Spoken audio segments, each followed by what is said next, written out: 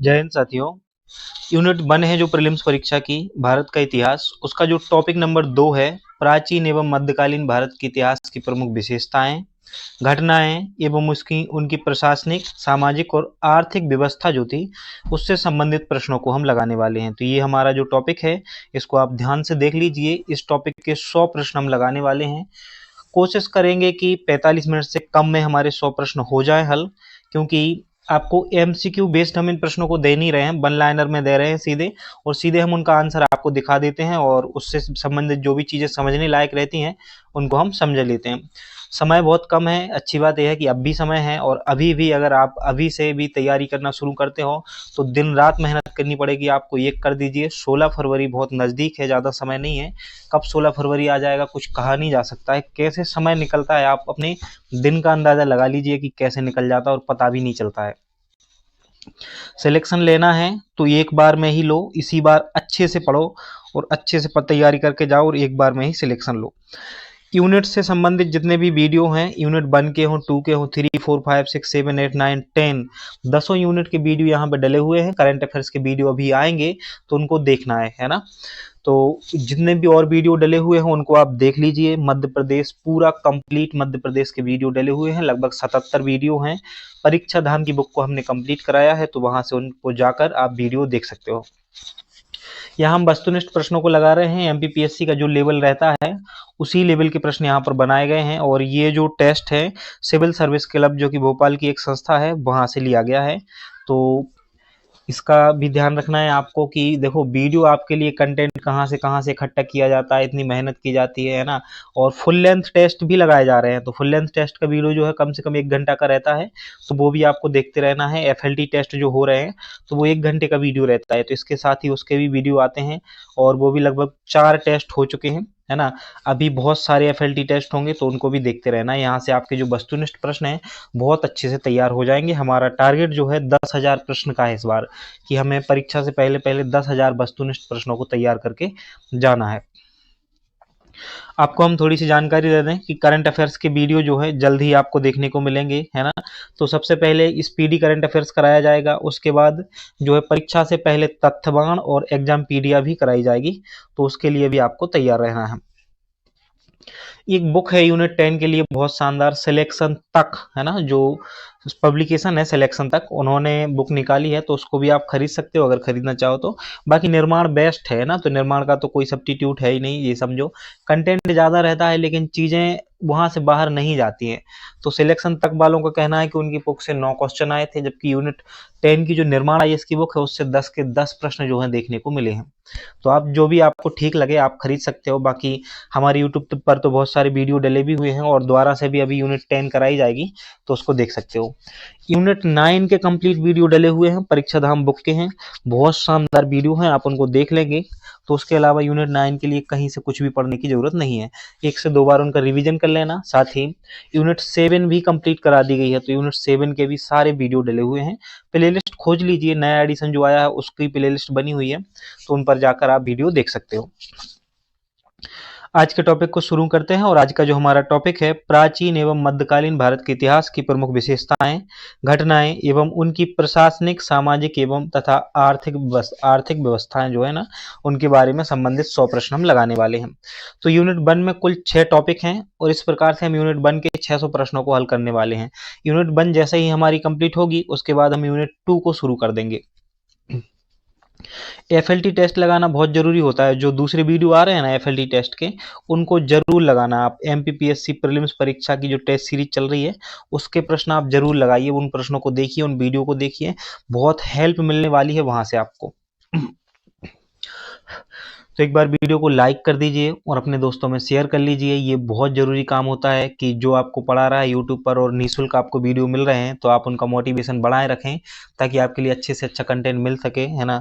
तो इसके लिए ज़रूरी होता है कि आप वीडियो को लाइक शेयर भी करते रहें। और अगर आप जो भी चाहते हो कि कौन सी क्लास के वीडियो, कौन सी कक्षा के वीडियो, मतलब जो कौन सी यूनिट के वीडियो हैं आपके लिए लाए जाएँ, तो वो भी आप कमेंट बॉक्स में बता सकते हो, जो कि आप लोग नहीं बताते हो कुछ भी। मैं उम्मीद करता हूं कि आप जरूर बताओगे, आपको जो भी डाउट होगा। हमारा जो पहला प्रश्न है, अशोक के अभिलेख की खोज कब एवं किसने की थी। तो अशोक के अभिलेख की खोज किसने की है और कब की है, हमसे ये पूछा जा रहा है। तो अशोक के अभिलेख की खोज जो है 1750 में पादरी टी फैन थेलर द्वारा की गई थी। किसके द्वारा खोज की गई थी बात अलग होता है, और अभिलेख को पढ़ना बात अलग होता है। तो खोज की थी किसने? 1750 में पादरी टी फैनथिलर ने की थी। किसने? पादरी टी फैनथिलर ने। वहीं 1837 का जब समय आया ना, तो जो जेम्स प्रिंसेप हैं, जेम्स प्रिंसेप ने सबसे पहले अभिलेखों को पढ़ा था। किसके? अशोक के अभिलेखों को 1837 में। तो 1837 में अशोक के अभिलेखों को पढ़ने में सफलता प्राप्त की थी जेम्स प्रिंसेप ने, और सबसे पहले खोजा था किसने? 1750 में पादरी फैनथेलर ने खोजा था। दूसरा प्रश्न है, सर्वप्रथम सैंधव सभ्यता का पता किसने लगाया था? तो सबसे पहले सैंधव सभ्यता का पता किसने लगाया था? चार्ल्स मेसन ने सबसे पहले सैंधव सभ्यता का पता लगाया था। देखो, सैंधव सभ्यता का पता लगाने से मतलब ये नहीं है कि खोज की थी किसी स्थल विशेष की। ये जो चार्ल्स मेसन है ना, ये एक इतिहासकार हैं, है ना, राइटर थे। तो इन्होंने भारत भ्रमण कर रहे थे, तो उस दौरान इनको चीजें दिखी और इन्होंने उसके बारे में अपनी बुक में लिखा। चार्ल्स मेसन ने अपनी बुक में लिखा, और उसके बाद जो है भारतीय पुरातत्व विभाग था, उसने इसकी खोज के लिए फिर प्रयास किए। तो चार्ल्स मेसन ने सबसे पहले सैंधव सभ्यता का पता लगाया था। कब? 1826 में। और हड़प्पा का उत्खनन जो है 1921 में किसने किया था? दयाराम साहनी के द्वारा किया गया था। तो हड़प्पा की खोज किसने की थी सबसे पहले? दयाराम साहनी ने। हड़प्पा की बात हम इसलिए करते हैं क्योंकि हड़प्पा जो है वह सिंधु घाटी सभ्यता का पहला खोजा गया स्थल था, और उसी के नाम पर उसका हड़प्पा सभ्यता नाम रखा गया है। किसने की थी खोज? दयाराम साहनी के द्वारा। कब? 1921 में हड़प्पा सभ्यता की खोज की गई थी। जबकि पता किसने लगाया था? तो चार्ल्स मेसन ने सबसे पहले पता लगाया था 1826 में। प्रश्न क्रमांक 3 है, हड़प्पाई लिपि का सबसे पुराना नमूना कब मिला था? तो हड़प्पाई लिपि का जो सबसे पुराना नमूना है 1853 ईस्वी में मिला था। कब? 1853 ईस्वी में। तो आपको याद रखना है, देखो कुछ ऐसे कि 1826 में चार्ल्स मेसन ने सैंधव सभ्यता का पता लगाया, 1921 में दयाराम साहनी द्वारा इसे खोजा गया, हड़प्पा सब का उत्खनन किया गया, और हड़प्पाई लिपि का सबसे पुराना नमूना 1853 में खोजा गया था। जो हड़प्पाई लिपि है पिक्टोग्राफ थी। क्या थी? पिक्टोग्राफ थी। मतलब कहने का मतलब है चित्रात्मक है, चित्र दिए हुए हैं उसमें, उनका कुछ अर्थ होता होगा जो कि अभी तक पढ़ी नहीं जा सकी है। ये दाई से बाई ओर लिखी जाती है, अब तक इसे पढ़ा नहीं जा सका है। तो जैसे हम लोग क्या करते हैं, लिखते हैं ना, तो लेफ्ट साइड से ऐसे राइट साइड की ओर इस ओर लिखते हैं, जबकि जो सिंधु घाटी सभ्यता के लोग थे वो राइट साइड से लिखते हैं, इस प्रकार से दाई से बाई ओर लिखते हैं। अगला प्रश्न है, किस हड़प्पाकालीन स्थल पर जल निकासी प्रणाली का अभाव था? तो ऐसी कौन सी स्थल है जहां पर जल निकास प्रणाली का क्या है? अभाव की बात की जा रही है ना, अभाव की बात। तो बनावली जो है, बनावली, यहाँ पर हड़प्पाकालीन स्थल भी है बनावली, लेकिन यहाँ पर जल निकास प्रणाली का अभाव पाया गया है। बनावली की खोज किसने की थी? तो 1973 में आर एस बिष्ट के द्वारा बनावली की खोज की गई। 1973 में आर एस बिष्ट के द्वारा बनावली की खोज की गई, और यहाँ मिट्टी का बना हल मिला है। क्या मिला है? मिट्टी का बना हल मिला है। इसको क्या कहा गया है? बनावली कहा गया है। तो आपको याद रखना है, बनावली खोज की आर एस बिष्ट ने 1973 में, और मिट्टी का बना हुआ हल, कौन सा हल? वो खेत में चलता है जो वो हल मिला हुआ है। प्रश्न क्रमांक 5 है, हड़प्पाकालीन एकमात्र स्थल जहां वक्राकार ईंटें मिली हैं। कैसी मिली हैं? वक्राकार ईंटें मिली हैं, ये एकमात्र स्थल है। तो ये है चनहूदड़ो। क्या है? चनहूदड़ो जो है, जहां से वक्राकार ईंटें मिली हैं। और खोज किसने की है? तो एन गोपाल मजूमदार जो है ना, एन गोपाल मजूमदार, इन्होंने चनहूदड़ो की खोज 1934 में की, और उत्खनन जो है ना अर्नेस्ट मैके ने 1935 में किया। यह किसी दुर्ग का अस्तित्व नहीं मिला है, तो चनहूदड़ो में कोई भी दुर्ग जो है नहीं मिला है। तो हड़प्पाकालीन एकमात्र स्थल वक्राकार ईंटें नहीं मिली हैं, जहां से वक्राकार ईंटें मिली हैं जहां से चनहूदड़ो है, वो क्या है? चनहूदड़ो। प्रश्न क्रमांक 6 है, राखीगढ़ी को कब ग्लोबल हेरिटेज फंड द्वारा एशिया के 10 ऐसे स्थानों में शामिल किया गया है जिनके नष्ट होने का खतरा है? तो राखीगढ़ी को कब ग्लोबल हेरिटेज फंड द्वारा एशिया के 10 ऐसे स्थानों में शामिल किया गया है जिसके नष्ट होने का खतरा है? तो वो है मई 2012 में। कब? मई 2012 में।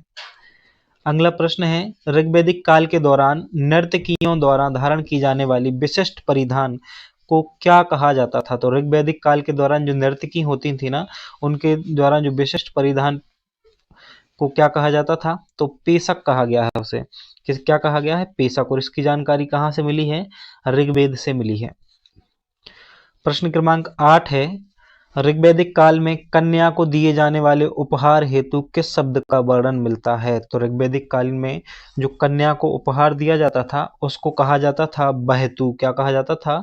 बहतु जो है उसे कहा जाता था। ऋग्वैदिक काल में कन्या को जो उपहार दिया जाता था उसे बहतु कहा जाता था। अगला प्रश्न है प्रश्न क्रमांक 9, ऋग्वैदिक काल में अनस शब्द से क्या तात्पर्य है? ऋग्वैदिक काल में अनस जो शब्द है ना उससे क्या तात्पर्य है? तो बैलगाड़ी को अनस कहा जाता था। किसको? बैलगाड़ी को अनस कहा जाता था। अनस शब्द जो है ऋग्वैदिक काल में किसको दर्शाता है? बैलगाड़ी को दर्शाता है। प्रश्न क्रमांक 10 है, पहली बार किस स्थान से कृषि से संबंधित लोहे उपकरण प्राप्त हुए हैं? तो पहली बार जो है किस स्थान से कृषि से संबंधित लोहे उपकरण प्राप्त हुए हैं? अतरंजी खेड़ा से। कहां से मिले हैं? अतरंजी खेड़ा से। प्रश्न क्रमांक 11 है, विश्व का प्रथम गणतंत्र किसे माना जाता है? तो आपको बताना है कि विश्व का पहला गणतंत्र किसे माना जाता है?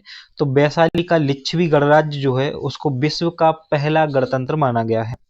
इसका गठन जो है लगभग 500 ईसा पूर्व हुआ था और यह बज्जी संघ से संबंधित है। तो विश्व का प्रथम गणतंत्र माना गया है वैशाली का लिच्छवी गणराज्य। यह 500 ईसा पूर्व इसका गठन हुआ है और यह बज्जी संघ से जो है संबंध रखता है।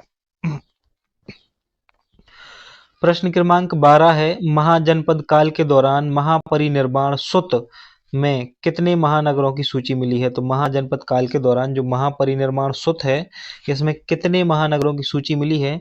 तो 6 महानगरों की जो है सूची मिली है। कितने? 6।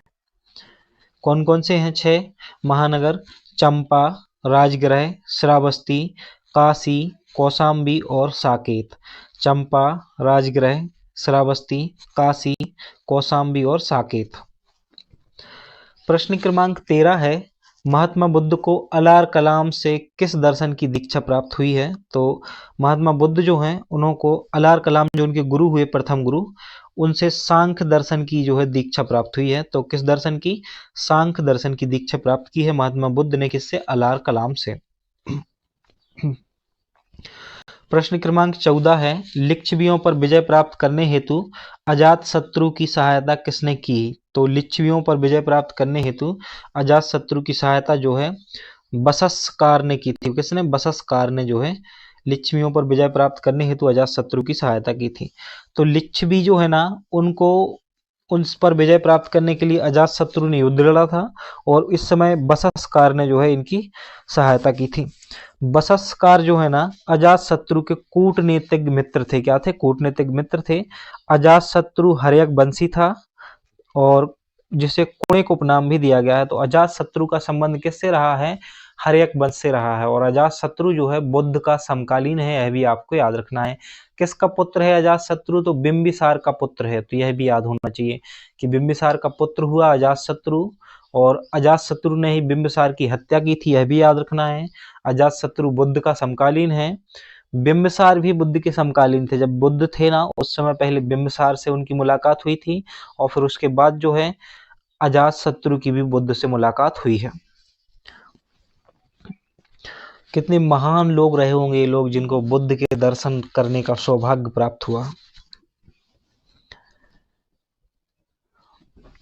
प्रश्न क्रमांक 15 है, बेहिस्तून परसिपोलस एवं नक्शे रुस्तम अभिलेखों का संबंध किस शासक से है? तो देखो ये अभिलेख हैं, है ना, कौन से? बेहिस्तून, परसिपोलस एवं नक्शे रुस्तम अभिलेख का संबंध किस शासक से है? तो इनका संबंध है दारा प्रथम या फिर डेरियस प्रथम हम कह सकते हैं। तो दारा प्रथम और डेरियस प्रथम। दारा प्रथम ने 1516 ईसा पूर्व में सर्वप्रथम गांधार को जीत कर फारस में मिलाया था। किस में मिलाया था? गांधार को जीतकर फारस में मिलाया था।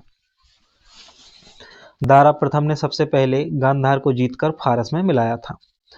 दीप वंश में अशोक को किस नाम से संबोधित किया गया है? तो दीप वंश जो है ना, उसमें अशोक को किस नाम से संबोधित किया गया है? तो अशोक को दीप वंश में करमोली नाम से संबोधित किया गया है। किससे? करमोली नाम से जो है संबोधित किया गया है। मास की लघु शिलालेख में बुद्ध शाक्य पुराणों ने अशोक वर्धन, तो जो मास की लघु शिलालेख है ना, उसमें बुद्ध शाक्य पुराणों में अशोक वर्धन, गुर्जरा एवं मास की अभिलेखों में देव नाम प्रियदर्शी अंकित है। तो अशोक के अलग अलग नाम आपको देखने को मिलते हैं। अगर पूछा जाए कि देव नाम प्रियदर्शी कहाँ अंकित है, तो गुर्जरा एवं मास की अभिलेख में याद रखना है।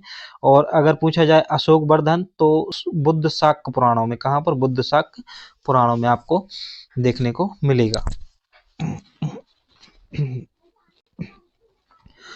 प्रश्न क्रमांक 17 है, अशोक को किसके द्वारा बौद्ध धर्म की दीक्षा दी गई थी? तो अशोक जो है, किसके द्वारा उसे बुद्ध धर्म की शिक्षा दी गई थी, दीक्षा दी गई थी? तो जो उपगुप्त है ना, इन्होंने अशोक को बौद्ध धर्म की दीक्षा दी थी। किसने? उपगुप्त ने।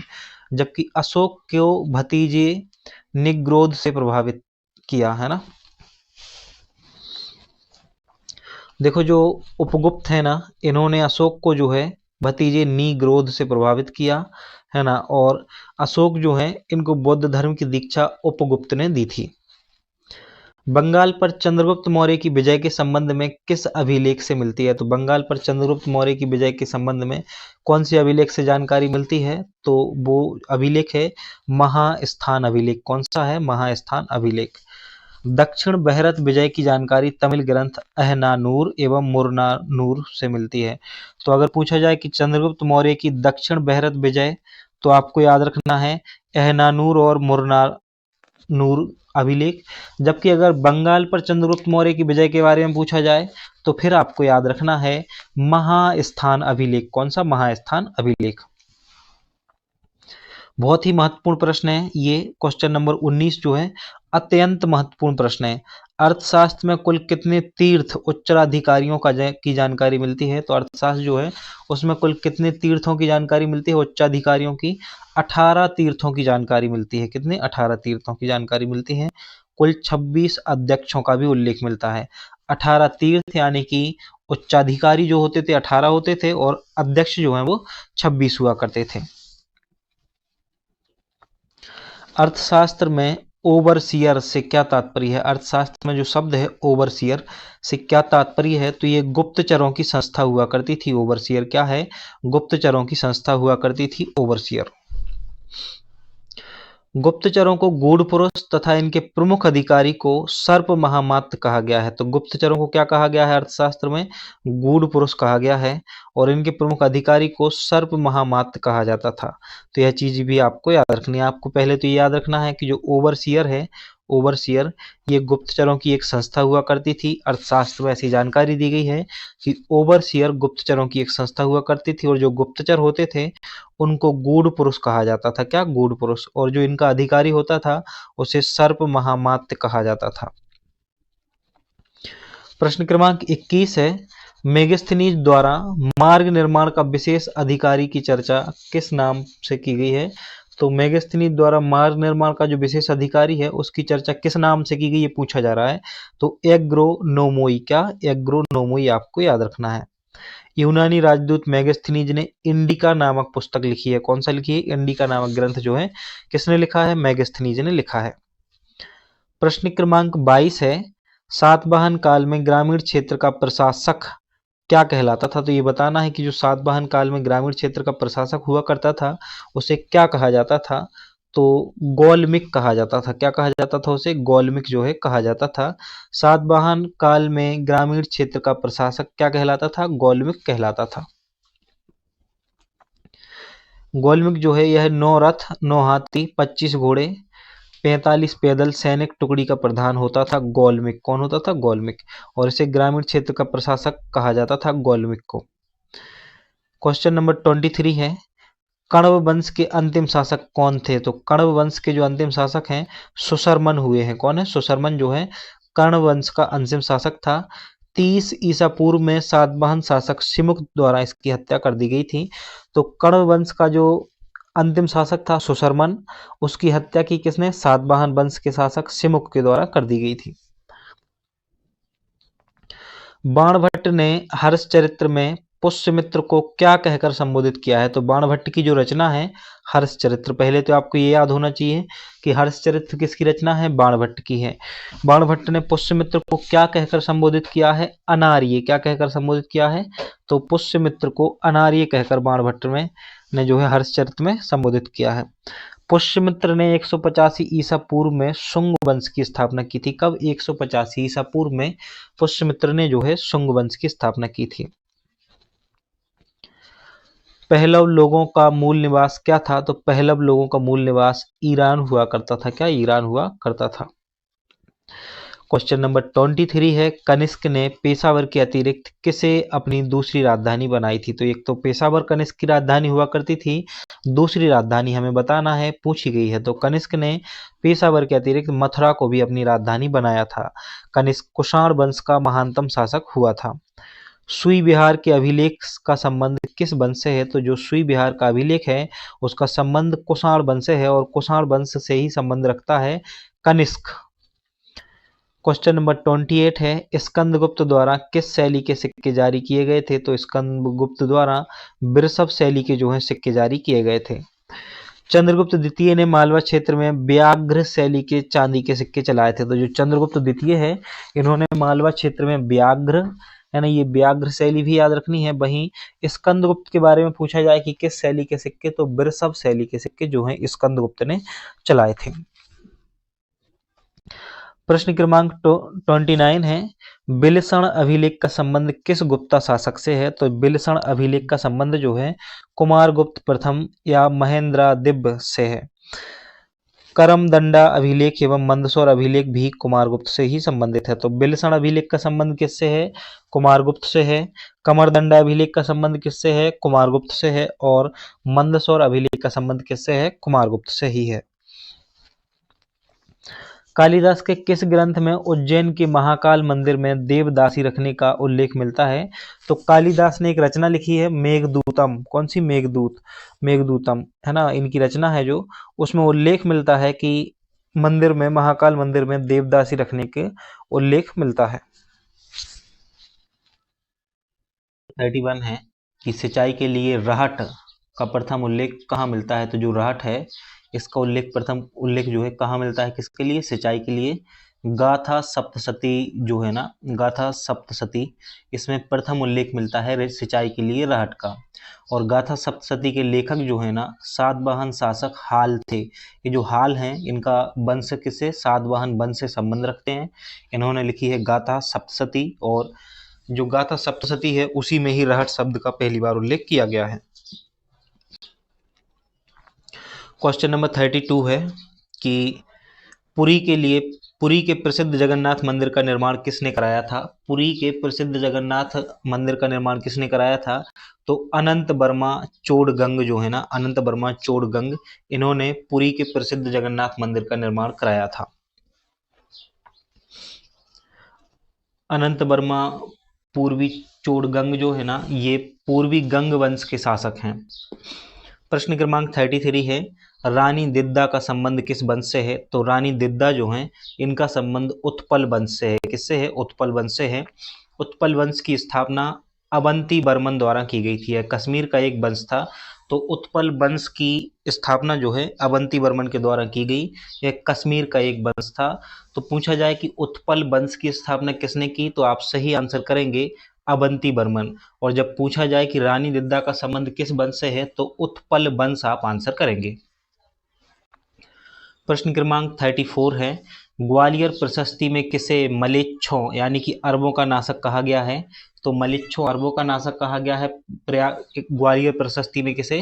नागभट्ट प्रथम को। और नागभट्ट प्रथम का संबंध गुर्जर प्रतिहार वंश से है। तो सीधे क्वेश्चन ऐसे ही बन सकता है कि गुर्जर प्रतिहार वंश का प्रमुख शासक इनमें से कौन सा है? उनमें से एक ऑप्शन होगा नागभट्ट प्रथम।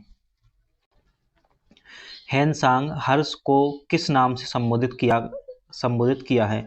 हेनसांग हर्ष को किस नाम से संबोधित किया है? तो हेनसांग ने हर्ष को जो है शिलादित्य कहा है। क्या कहा है?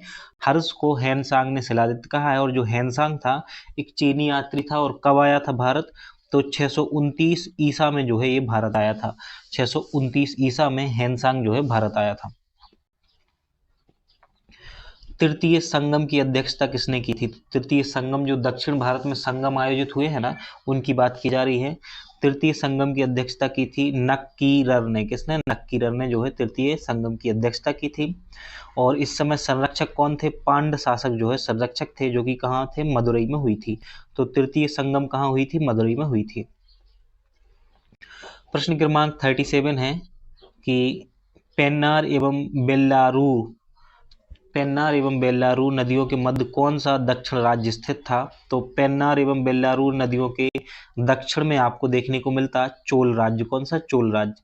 चोल राज्य का जो राजकीय चिन्ह है वो बाघ था। क्या था? बाघ। चोल राज्य का राजकीय चिन्ह बाघ था और इनका मुख्य केंद्र था ओरैयूर। क्या था? ओरैयूर जो है इनका मुख्य केंद्र हुआ करता था। अगला प्रश्न है, किस संगमकालीन ग्रंथ को तमिल साहित्य में एक राष्ट्रीय काव्य के रूप में मान्यता प्राप्त है? तो ये पूछा जा रहा है कि संगमकालीन ग्रंथ जो है ना, उनमें से किसको तमिल साहित्य में एक राष्ट्रीय काव्य के रूप में मान्यता प्राप्त है? तो वो है शिल्पादिकारम। क्या है? शिल्पादिकारम। और इसके रचनाकार हैं कौन है? इलांगो आदिगल। इलांगो आदिगल जो है रचनाकार हैं शिल्पादिकारम के। तो ये रचनाकार का नाम भी पूछा जा सकता है। साथ ही ये जो प्रश्न अभी आप देख रहे हो यह भी बन सकता है। आजीवक संप्रदाय के संस्थापक कौन थे? तो आजीवक संप्रदाय जो है ना, इसके संस्थापक थे मखलीपुत्र गोसाल। कौन? मखलीपुत्र गोसाल जो है ना आजीवक संप्रदाय के संस्थापक थे। महावीर को निर्माण की प्राप्ति कहाँ हुई है? तो महावीर को जो निर्माण की प्राप्ति है पावापुरी में हुई है। कहाँ पर? पावापुरी में हुई है। महावीर को निर्माण की प्राप्ति पावापुरी में हुई है। मल्ल राजा सुस्तपाल के यहाँ निर्माण प्राप्त हुई पावापुरी में महावीर को। आपको ये बताना है कि महावीर की माता का नाम क्या था, इनके पिता का नाम क्या था, है ना, महावीर की। ये 2 कमेंट आपको जरूर करने हैं। बौद्ध संघ की सभा में प्रस्ताव पाठ को क्या कहा जाता था? तो जो प्रस्ताव पाठ होता था बौद्ध संघ में उसे अनुशावन कहा जाता था। क्या कहा जाता था? अनुशावन। क्रमांक 42 है, तिरुवालंगाड़ू एवं करुदई अभिलेख का संबंध किस चोल शासक से है? तो इन दोनों अभिलेखों का संबंध है राजेंद्र प्रथम से। किससे? राजेंद्र प्रथम से, जिनका कार्यकाल 1014 से 1044 ईसा रहा है। इन अभिलेख में राजेंद्र प्रथम की जो उपलब्धियां हैं उनकी जानकारी हमें देखने को मिलती है। प्रश्न क्रमांक 43 है, कन्नड़ भाषा के कवि पोन्न किसके राज दरबारी थे? तो जो देखो पोन्ना है ये राष्ट्रकूट शासक कृष्ण तृतीय के दरबारी थे। किसके? कृष्ण तृतीय के दरबारी थे। और शांति पुराण की रचना जो है कवि पोन्ना ने ही की है। चोल काल में कदमई से क्या तात्पर्य है? तो कदमई से तात्पर्य बताना है कि चोल काल में क्या था कदमई? तो एक प्रकार का भू राजस्व था कदमई। 1/3 वसूल किया जाता था भू राजस्व जो है उस समय, और उसको क्या कहा जाता था? कदमई कहा जाता था। तो चोल काल की बात की जा रही है।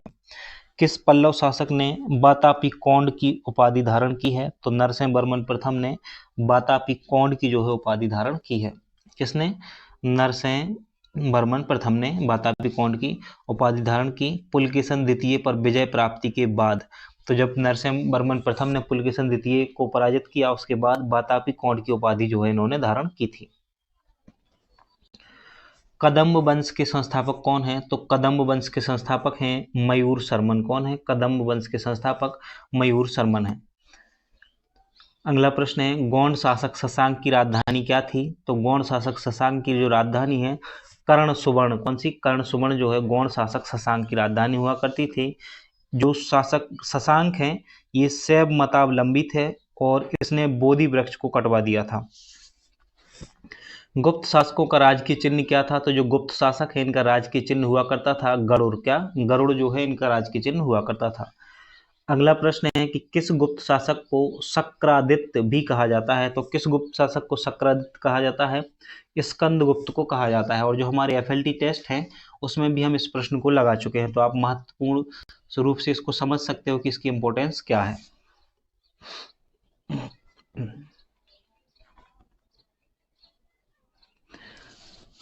क्वेश्चन नंबर 50 है, मौर्योत्तर काल में साटक नामक वस्त्र के लिए कौन सा स्थान प्रसिद्ध था? तो साटक नामक जो वस्त्र है उसके लिए मथुरा नामक स्थान जो है वो प्रसिद्ध था। मलमल के लिए बंग एवं पुरुक्षेत्र, है ना, तो साटक के लिए मथुरा, मलमल के लिए मौर्योत्तर काल में बंग एवं पुरू क्षेत्र, और मसालों के लिए दक्षिण भारत प्रसिद्ध रहा है शुरुआत से ही। ईंटों के बने रंगाई के हौज के लिए ओरैयूर एवं अरिकमेडु जो है वो प्रसिद्ध रहा है।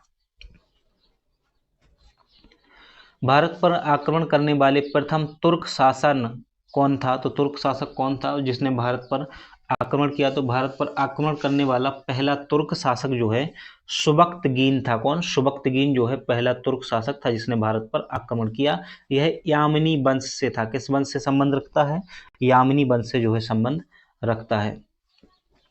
मोहम्मद गौरी का अंतिम अभियान किसके विरुद्ध था? जो मोहम्मद गौरी था उसने अपना अंतिम अभियान किसके विरुद्ध किया था? तो पंजाब में एक जनजाति जाति है खोखर। कौन सी? खोखर जातियों के विरुद्ध 1205 ईसा में किया था, और 1206 ईसा में जो है फिर मोहम्मद गौरी की मृत्यु हो गई थी। इल्तुतमिश को बगदाद के खलीफा द्वारा खिलअत कब प्राप्त हुई? तो इल्तुतमिश को बगदाद के खलीफा द्वारा खिलअत कब प्राप्त हुई? तो इल्तुतमिश को जो है बगदाद के खलीफा द्वारा खिलत प्राप्त हुई थी 1229 में। कब हुई थी? 1229 में जो है इल्तुतमिश को बगदाद के खलीफा द्वारा खिलत प्राप्त हुई 1229 में। खलीफा द्वारा सुल्तान ए आजम की उपाधि भी प्रदान की गई थी। गुलाम वंश के किस शासक ने जिल्ले इलाही की उपाधि धारण की थी? तो गुलाम वंश का जो शासक था बलबन, इसने जिल्ले इलाही की उपाधि धारण की थी। देवीय सिद्धांत का समर्थन करते हुए स्वयं को जिल्ले इलाही की उपाधि दी इसने, और इसे ईश्वर की छाया कहा जाता है। जैसे जिल्ले इलाही का अर्थ होता है ईश्वर की छाया।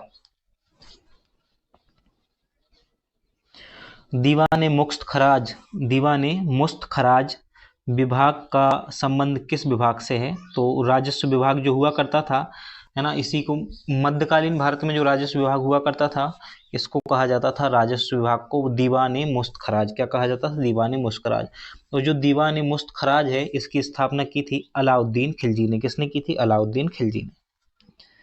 अगला प्रश्न है, खिलजी वंश के किस शासक ने स्वयं को पैगंबर का सेनापति बताया? तो खिलजी वंश का जो शासक था खुसरो शाह है, इसने स्वयं को पैगंबर का सेनापति बताया था, खुसरो शाह ने। यह खिलजी वंश का अंतिम शासक था।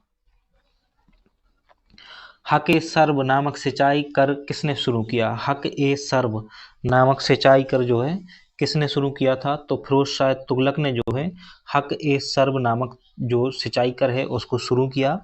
हक ए सर्व नामक सिंचाई कर शुरू किया था फिरोज शाह तुगलक ने। यह 10% दर से जो है वसूला जाता था। सुल्तान बनने से पूर्व बहलोल लोदी कहाँ का सूबेदार था? तो सुल्तान जब बहलोल लोदी बना उससे पूर्व ये सरहिंद का सूबेदार था। कहाँ का? सरहिंद का सूबेदार हुआ करता था।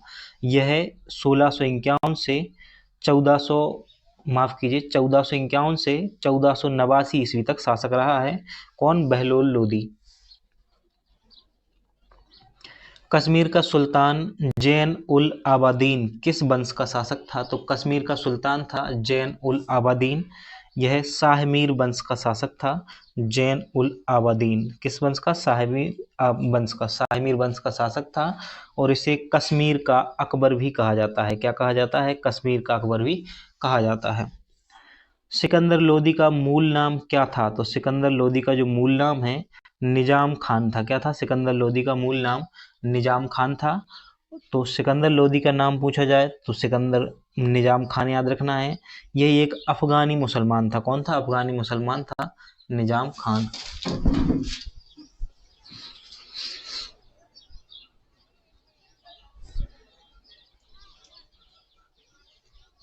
क्रमांक 61 है, एल्फिंस्टन ने किसे सल्तनत युग का अकबर कहा है? तो एल्फिंस्टन ने किसे सल्तनत युग का अकबर कहा है ये बताना है। तो इसका जो सही आंसर है फिरोज शाह तुगलक।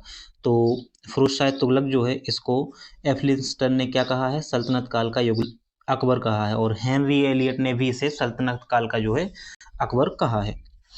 अगला प्रश्न है, इब्राहिम लोदी का किस युद्ध के दौरान राणा सांगा से सामना हुआ था? तो इब्राहिम लोदी का जो है खतौली के युद्ध में राणा सांगा से सामना हुआ था। किसमें? खतौली के युद्ध में। 1517-18 में मेवाड़ के शासक से इब्राहिम लोदी की हार हुई थी। कहाँ? खतौली के युद्ध में।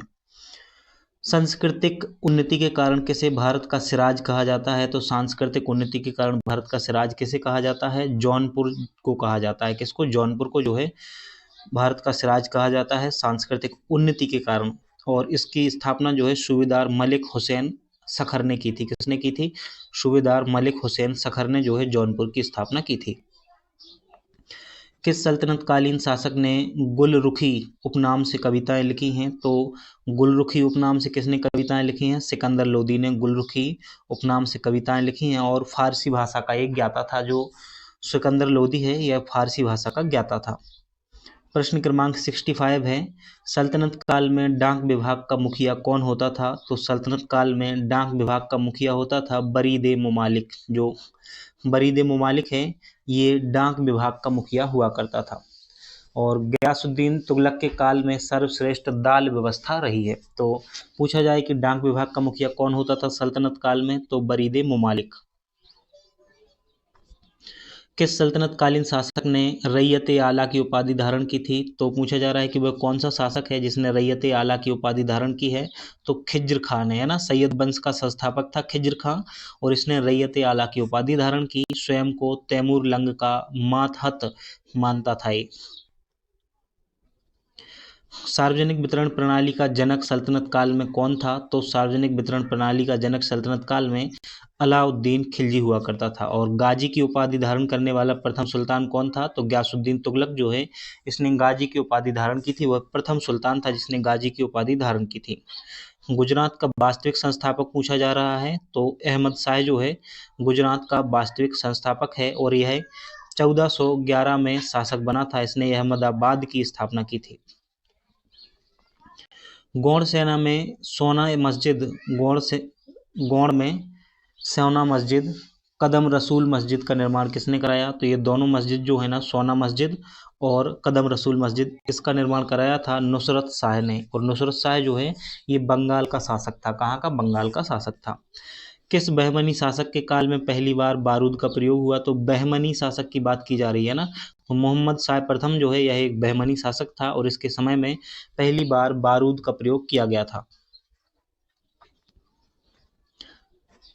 किस बहमनी शासक ने जजिया कर वसूली पर प्रतिबंध लगाया? तो अलाउद्दीन हसन बहमन शाह जो है, इसने जजिया कर पर वसूली पर प्रतिबंध लगाया था। कृष्णदेव राय का संबंध किस वंश से था? तो कृष्णदेव राय जो हैं ये तुलुक वंश से संबंध रखते हैं। किससे? तुलुक वंश से संबंध रखते हैं। इसकी शक्ति का उल्लेख बाबर द्वारा भी किया गया है। किसका? कृष्णदेव राय का। किस वंश से संबंध है? तुलुक वंश से संबंध है। किसने खेरला के शासक नरसिंह राय को हराकर बरार प्रांत छीना था? तो वह कौन सा शासक है जिसने खेरला के शासक नरसिंह राय को हराया? तो ताजुद्दीन फिरोज शाह ने नरसिंह राय को हराया था, और बरार उससे जो है छीन लिया था। जो ताजुद्दीन फिरोज शाह है, बहमनी वंश का शक्तिशाली शासक था ताजुद्दीन फिरोज शाह, जिसने देवराय प्रथम को भी हराया था। तो इसने देवराय प्रथम को भी हराया है, और नरसिंह राय को भी हराया है ताजुद्दीन फिरोज शाह ने। विजयनगर साम्राज्य में मंत्रिपरिषद का प्रमुख अधिकारी क्या कहलाता था? तो विजयनगर साम्राज्य में जो मंत्रिपरिषद का प्रमुख अधिकारी होता था उसे प्रधानी या महाप्रधानी कहा जाता था, जबकि मंत्रिपरिषद का जो अध्यक्ष है उसे सभानायक कहा जाता था। तो जो विजयनगर साम्राज्य था उसमें मंत्रिपरिषद के प्रमुख अधिकारी को कहा जाता था प्रधानी या फिर महाप्रधानी, और जो मंत्रिपरिषद का अध्यक्ष होता था उसको सभानायक कहा जाता था। डोमिंगो पायस ने किस समय यात्रा की? तो डोमिंगो पायस ने कृष्णदेव राय के समय पर यात्रा की थी।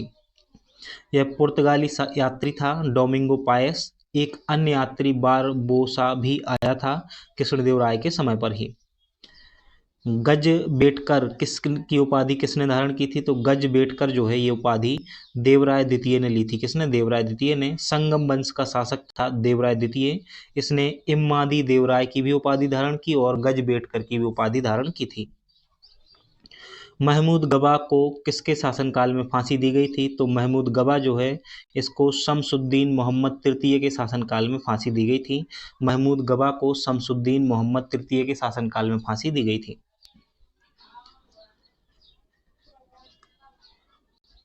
बहमनी राज्य की राजधानी गुलबर्गा से बीदर किसने स्थानांतरित की? तो बहमनी राज्य की राजधानी गुलबर्गा से बीदर शिहाबुद्दीन अहमद प्रथम ने जो है स्थानांतरित की थी? तो बहमनी राज्य की जो राजधानी है पहले गुलबर्गा हुआ करती थी, वहां से बीदर किसने स्थानांतरित की? तो शहाबुद्दीन अहमद प्रथम ने। युद्ध में शौर्य प्रदर्शन करने वाले को दी जाने वाली भूमि क्या कहलाती है? तो जो युद्ध होता है उसमें शौर्य प्रदर्शन करने वाले को दी जाने वाली भूमि रक्त कौंडगई कहलाती है। क्या कहलाती है? रक्त कौंडगई कहलाती है। कर मुक्त भूमि होती है। मुगल काल में बादशाह के सैनिक क्या कहलाते हैं? तो मुगल काल में जो बादशाह के सैनिक हुआ करते थे उनको यहदी सैनिक कहा जाता था, अहदी सैनिक कहा जाता था।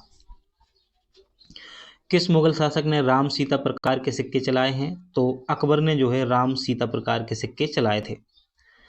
किस युद्ध को जीतने के बाद बाबर ने गाजी की उपाधि धारण की? तो खानबा का युद्ध जो है, खानबा के युद्ध को जीतने के बाद बाबर ने जो है गाजी की उपाधि धारण की। और गाजी की उपाधि सर्वप्रथम किसने धारण की थी? तो गयासुद्दीन तुगलक ने की थी। 12 मार्च मार्च 1527 में बाबर ने राणा सांगा के मध्य युद्ध हुआ। बाबर और राणा सांगा के मध्य खानबा का युद्ध, और जीता था कौन? तो बाबर जो है इसमें विजय प्राप्त रहा था। फरीद खां यानी कि शेरशाह सूरी को शेर खान की उपाधि किसने दी थी? तो जो फरीद खां है उसी को शेरशाह सूरी कहा जाता है। इसको शेर खान की उपाधि किसने दी थी? तो बहार खान लोहानी, जो बहार खान लोहानी है इनको शेर खान की उपाधि दी थी। शेर को मारने के कारण दक्षिणी बिहार के सूबेदार द्वारा जो है, बहार खान जो दक्षिणी बिहार के सूबेदार थे, इन्होंने शेर खान की उपाधि दी थी शेरशाह सूरी को। हुमायूं, प्रश्न क्रमांक 85 है कि हुमायूं जीवन भर लड़खड़ाता रहा और लड़खड़ाते हुए मर गया, यह कथन किसका है? कि हुमायूं जो है जीवन भर लड़खड़ाता रहा और लड़खड़ाते हुए मर गया।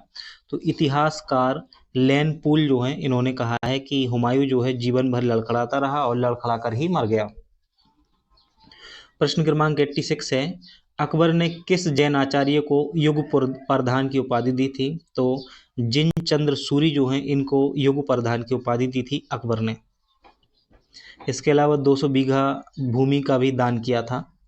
प्रश्न क्रमांक 87 है, मजहर का मसौदा किसने तैयार किया था? तो शेख मुबारक ने जो है मजहर का मसौदा तैयार किया था। बेफैजी व अबुल फजल के पिता थे शेख मुबारक।